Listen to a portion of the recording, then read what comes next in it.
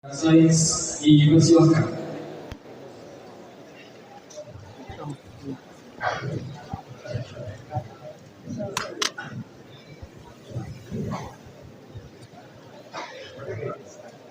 Assalamualaikum warahmatullahi wabarakatuh. Assalamualaikum warahmatullahi wabarakatuh.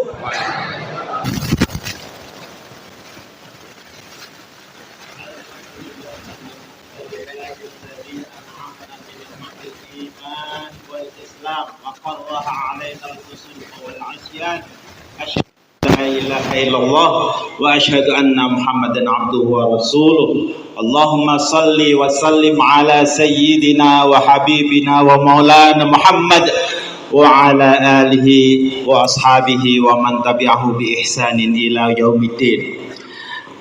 Para alim ulama, para kiai, para masayih dan para hadirin yang dimuliakan Allah, saya ingin memberikan apresiasi. Ini sebuah tema yang keren, tema yang jos, tema yang bisa menggentarkan dunia, bersatu dalam perbedaan menuju peradaban mulia. Ini di bulan apa? Bulan apa?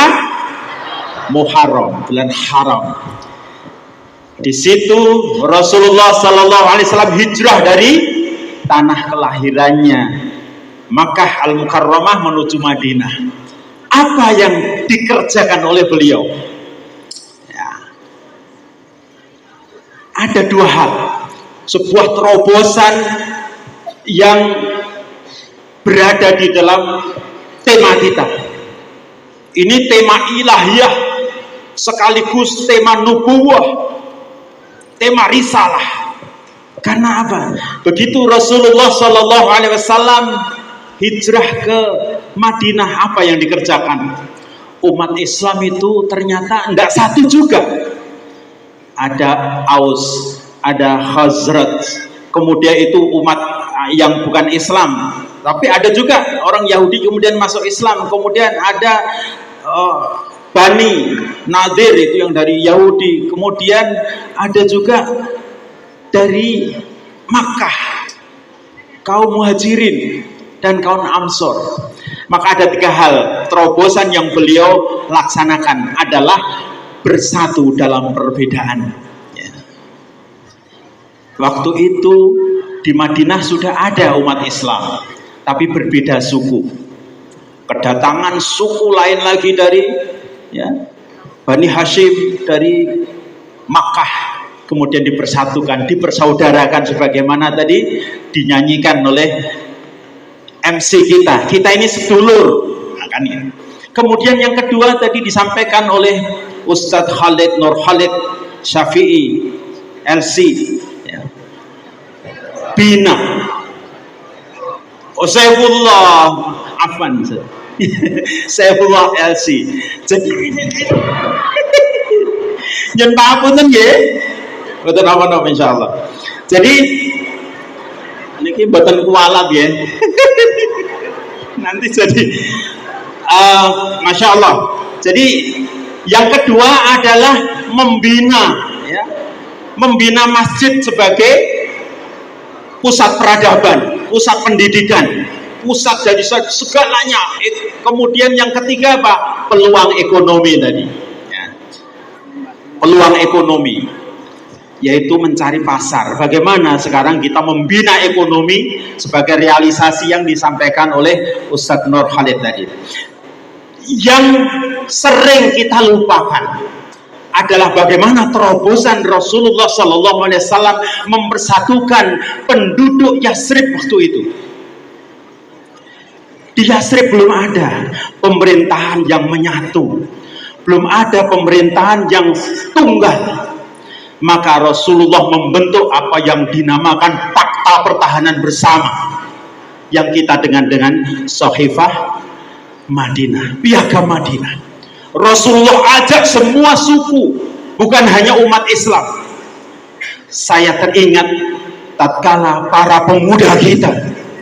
Pemuda ini usia berapa, Ustaz? Ya, sekarang PBB itu mengatakan pemuda itu dari 17 sampai 65 tahun. Jadi kita ini masih pemuda semua. Tapi kalau menurut undang-undang kita itu 16 sampai 30 tahun itu baru pemuda.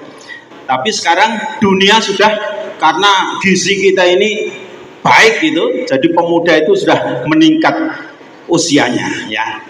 Saya lanjutkan, jadi begitu Rasulullah kumpulkan semua, membuat sebuah fakta bersama. Saya ingat tatkala para pemuda kita dari puluhan ribu pulau, dari ratusan suku, dari ratusan bahasa yang ada, kumpul bersama, membuat sebuah kesepakatan bahwa bertanah air satu, berbangsa satu, dan berbahasa satu, bahasa Indonesia. Itulah yang kemudian menyatukan dan menghantarkan dengan ridha Allah kemerdekaan kita.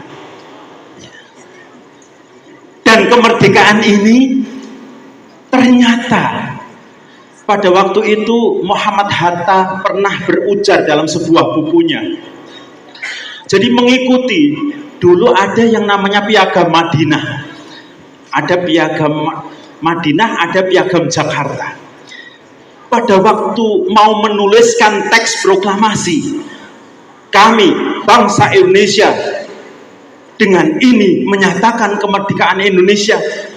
Waktu itu Muhammad Hatta ingat konsep Piagam Jakarta alinea yang ketiga,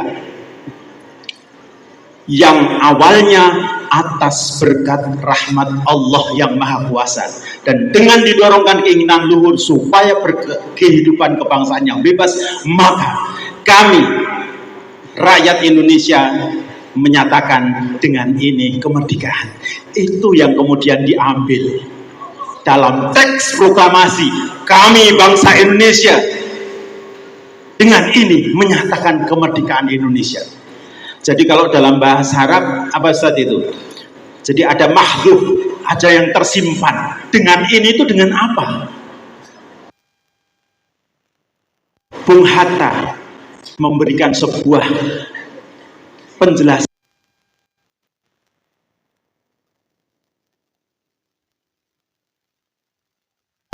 Dan dengan didorongkan keinginan luhur supaya berkehidupan kebangsaan yang bebas, maka kami bangsa Indonesia dengan ini menyatakan kemerdekaan Indonesia.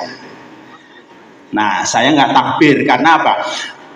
Ini masih 2 menit ya. Saya akan terangkan apa yang saya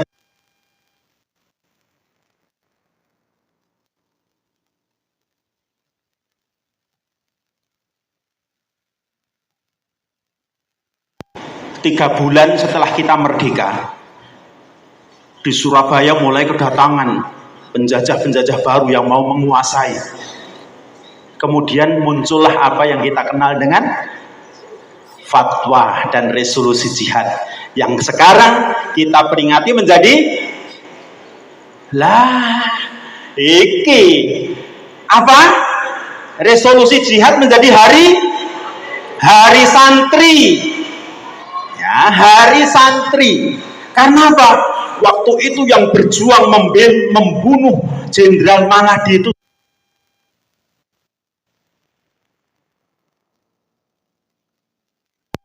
waktu itu seorang pemuda namanya Sutomo membaca fatwa jihadnya Hadratus Syekh Hasyim Asy'ari. Maka pada waktu mengobarkan semangat rakyat Surabaya, beliau tidak lupakan takbir.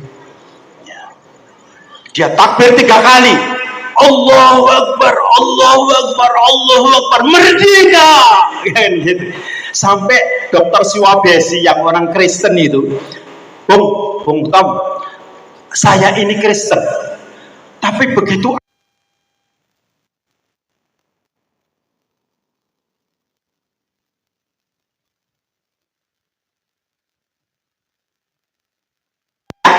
untuk menutup ceramah saya ini tinggal berapa detik ya? Kita takbir 3 kali, terakhir Allahu Akbar ya. 1, 2, 3. Allahu Akbar, Allahu Akbar, Allahu Akbar, merdeka. Assalamualaikum warahmatullahi wabarakatuh. Allah wabarakatuh, masya Allah. Saya banyak belajar kepada beliau. Yuswa boleh 63 tahun, tapi semangatnya 36 tahun, luar biasa. Dengan takbir dan merdekanya. Allahu Akbar. Monggo selanjutnya. Dan menginjak acara yang selanjutnya, yaitu merupakan modulasi yang akan disampaikan oleh Ustadz Haji Ali Basmul, Sarjana Pendidikan Islam dari Yayasan Al-Irsyad Surakarta. Kepada Ustadz Haji Ali Basmul, Sarjana Pendidikan Islam, dipersilahkan. Sambil para laskar satgas yang saya panggil tadi berdiri di belakangnya, nanti untuk kita ambil fotonya. Yuk, yang belum silahkan, kami harapkan untuk segera menuju ke depan.